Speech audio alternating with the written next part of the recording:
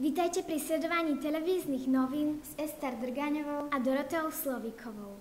Leopardí samec zranil v indickom meste Bangalore 6 ľudí, ktorí sa ho pokúšali odchytiť potom, ako sa dostal do strednej školy. Po odchyte ho prieviezli do Národného parku. V priebehu 10-hodinového pokusu o odchyt napadol aj ochráncu prírody.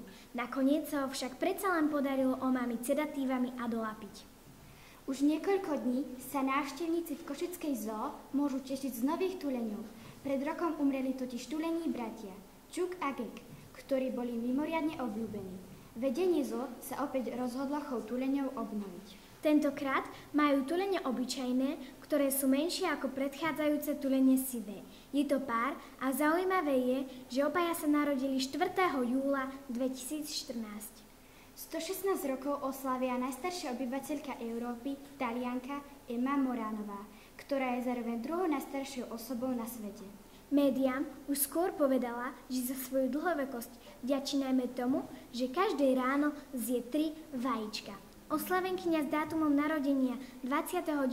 novembra 1899 prijíma vo svojom byte návštevníkov veľmi rada.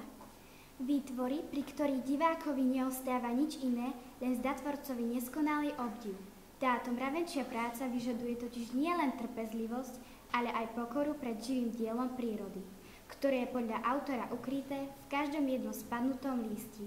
Tvorba Omida Asajda sa snaží o predĺženie krátkeho príbehu lístia, ktorý neskončí len pod korunou stromu. No a to je z našich novín všetko a dnes si môžete na TV Joj pozrieť seriál Zoo a na Markíze seriál Búrlivé víno. Tak dovidenia a sledujte nás aj na budúce.